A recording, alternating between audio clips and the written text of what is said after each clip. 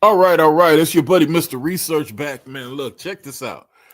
I am going to try to do more of these reaction videos, police videos, all this type of stuff. So let's really dig into it.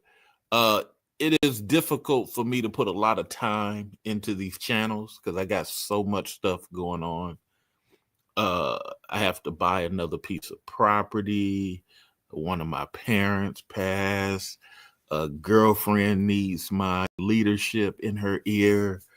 Uh, Traveling. There's just a lot of stuff going on. But something impressive happened last night. I got to witness 10 guys give bad advice to one guy. But then when I asked those 10 guys, hey, would you go do what he did? Only one of them said, yeah. The other 9 who were giving advice would not. And it came to the understanding of how do I win 80% of my debates? You guys have seen me debate people. You've seen me discuss. I'm going to give you some of these keys on how I win 80% of my debates. Now, let's start with why I say 80%. I say 80% because you should never go into a discussion wanting to debate. You should never go into a discussion wanting to debate. I first took my first public speaking class when I was 16. It was part of my honor rolls class thing that I had to do for gifted and talented kids, teenagers. And my public speaking teacher said, you really got a gift for this. And here's why, is because you have to identify that you're not really going against the person you're speaking with.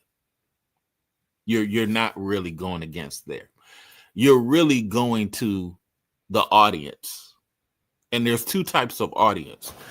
There's the, I really don't read a lot, so entertain me with conspiracy talk. You got that audience, and you got the audience who, hey, I have read quite a few things, and I'm going to judge it from the ability to go look up what you just said. So those are 2 audiences that are jumbled together. The I don't really enjoy reading, I just want you to support my conspiracy theory. Those are the entertainment audience or the entertainment listeners. It's mostly men, mostly young in the mind, not that bright. Okay, they just want oohs and ahs. Then you got the people who, like I said, they're going to cross-reference some stuff. They're going to research some stuff on a fly. Those are the 2 types of audience. So many times when people say, hey, read the room, it's not really the people who are speaking. Now let me get to the people who are speaking. 9 out of 10 people are not good at debates. They're good at entertaining, which means they'd be loud. That's one technique of trying to win, because they're really going for the entertainment audience and they're not really providing evidence on anything. Then you got the people who talk very fast and they're actually not really saying much of anything. That's another technique. The ability to use a lot of words, because again, that goes toward the entertainment audience. The entertainment audience is easy to win if you just want to spit out gibberish and jargon. Everybody go look up jargon, JARGON. It's what most audience, 2/3 of an audience is really looking for. They're looking for the entertainment. You've heard a guy come on my page and be like, well, that's not how a debate works. No, you can't tell me my style of debating you. Or when people ask you a question for a question. No, you can't answer a question for a question. Give me the evidence on what you just said. See, this is how you win debates. You never really tell a person, well, that don't make sense. You said, give me evidence on what you just said. And here's the problem. It'll take them 11 to 18 minutes to try to figure out how to explain what they just said, because what they just said is gibberish and jargon. This is how you're winning debates. Again, you don't come into a debate wanting to win. You don't even come into a debate wanting to debate. You come in a debate wanting to have a discussion. Because as long as you're willing to learn 20%, it makes your debating even better. Because this person may actually say 10 or 10% of something that's really valid. And you can use that to further have that conversation. When you're winning debates, understand that, again, you're dealing with a lot of entertainment people. A lot of entertainment people are looking to laugh and crack jokes. They're not looking for evidence. And this is why those of us who do research, those of us who do read, that's why we have so much more than some of these other people. That's why we don't have as many complaints in life as some of these other people, because entertainment people, fun boys, they're always going to be suffering. Put a 1 in the chat if you understand what I'm saying. Entertainment men who are just really not about evidence, they're really about entertainment. This is why they're always suffering. Let me use white people, for example. Half of what we say, maybe even 2/3 of what we say about white folks is true. But here's the thing that I'm always going to disagree when people try to criticize white folks. White folks will use the current evidence of the day, whether it's good or bad, whether it's valid or not.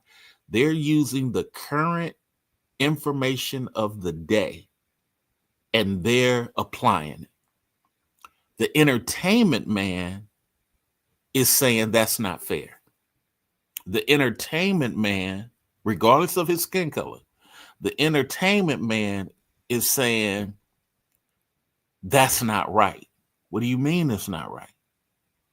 But see, that same entertainment man, if he lifted his foot and he found a piece of gold, he got two choices. He gonna be smart, keep it quiet, and try to see if there's more gold, or he's gonna open his mouth before he investigates what just happened.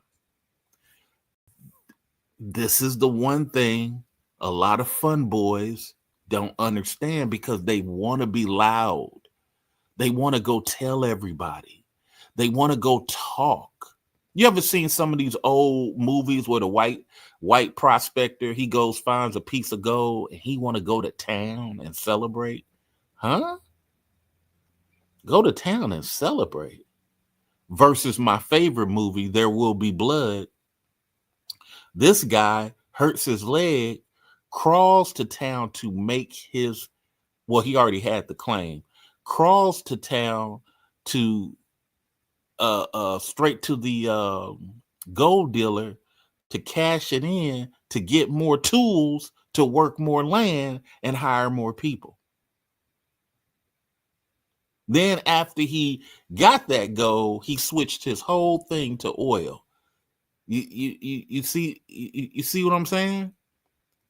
You see what I'm saying? The fun boys don't really do that. Fun boys want everything to work out, hope that everything work out, relying on a woman to keep them afloat. This is where the problem is. So when you're winning debates, and this works in the office too, this works in the boardroom too. I've been in many boardroom meetings where they'll say, "C-Late, what do you think?" I just don't see the purpose, but let me listen to some more. You know why I said that in the boardroom? Because I identified the audience is not seeking a solution. The audience wants to hear the complaints. That's all they want. So finally, in that meeting, after about 45 minutes, I finally said, you know, for me, this don't make no sense, because the evidence shows that I brought up a bunch of this 3 months ago. Nobody did anything about it. And now that it's backfiring, now all of a sudden we want to do something about it. You know, evidence is showing that we're not serious about getting this stuff done. And then I had nothing else to say. As they kept talking, I excused myself out the room to go use the restroom, because it was a waste of time. And I went not to use the restroom, but just to take a walk in the sunshine while they're having the meeting, because it was a waste of time. And this is how you got to look at debates. This is how you got to look at stuff. A lot of people don't really want to compete. They just don't. Some of you guys have seen me on Fox Soul when I was on Tammy's show. The darn city representative, he was talking a lot, and I pointed out, you're not providing no evidence. You're just hogging the microphone, saying stuff in a circle. And he said, well, I'm not saying stuff in a circle. You've been talking 22 minutes and haven't made one point that anybody on the panel can say is a point. And then the host recognized that I called that out, then start moving the microphones away from him, because he was an entertainment person. He's just saying stuff for entertainment value. When I was on CNN a long time ago, it was the same thing. It was like, you're not really saying nothing. You're just going around and around. This is why I don't like Van Jones. I think Van Jones is a weapon against his own people. He couldn't even keep his white woman in check. I don't understand the Van Jones type of people. You know, the same thing. I forgot the Republican guy who got kicked out of the Republicans. I just don't understand people who put themselves in a position to be used. I don't get that. I just don't get that. It's the same thing when you out here on the block doing dirt. You're being used. You're being used. You think you getting away with it because you doing this, that, and the third. You're being used. So in a debate, always remember these key elements. You're not really discussing with the person on stage. It's the audience. And then you got two types of audience. The I want to be entertained and I don't really research stuff audience. And then you got the audience who, hey, I cross-reference things and I research things from my phone or whatever I need to do because I want information. You always want to lean to the information people because that lasts longer. Entertainment people really don't last. Much love. We'll be talking to you soon. And if you disagree, leave a comment in the section and point out, which part of it you disagree with. Much love, and we'll be talking to you soon.